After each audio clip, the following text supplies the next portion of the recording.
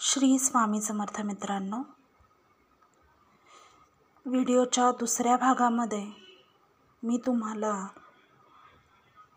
मंत्र, उपासना व व्रत, प्रत्येक राशीनुसार कोणकोणते मंत्र, कोणत्या उपासना व व्रत कोणते फलदायी असते याबद्दल सांगत आहे.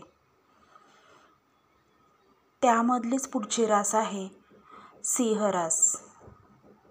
सिंह राशीसाठी मंत्र आहे गायत्री मंत्र, उपासना आहे आदित्य हृदय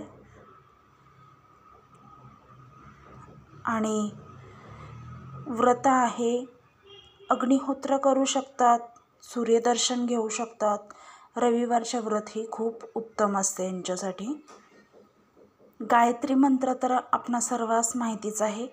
ओम भूर्भुवस्वः तत्सवितुर्वरेण्यं भर्गो देवस्य धीमहि धियो यो न प्रचोदयात्.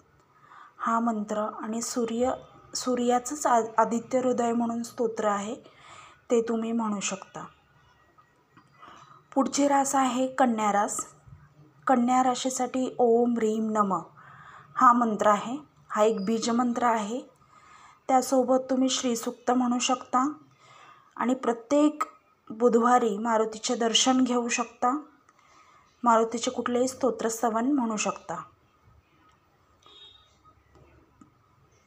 पुढची रास आहे तुळ रास. तुळ राशीसाठी मंत्र आहे ओम श्रीं नमः. या लोकांना देवीची उपासना खूप फलदायी होते. त्यामध्ये स्तोत्र आहे श्रीसूक्त, महालक्ष्मी स्तोत्र. त्यांच्यासाठी व्रत आहे देवी दर्शन आणि शुक्रवारचे व्रत आहे. कुठल्याही देवीचे दर्शन यांनी घेतले तरी चालते, त्यांना खूप छान फळ मिळते. त्या पुढची रास आहे वृश्चिक रास. वृश्चिकसाठी ओम गंग गणपतये नमः हा मंत्र आहे. अथर्वशीर्ष हे म्हणू शकतात. संकष्टी आणि मंगळवारचे व्रत यांच्यासाठी खूप उत्तम फलदायी आहे. वृश्चिक राशीच्या लोकांसाठी गणपतीची उपासना सोबत देवीची उपासना केली तरी चालेल. मंगळवारचे गणपतीचे आणि देवीचे दर्शन घेतले तरी चालेल.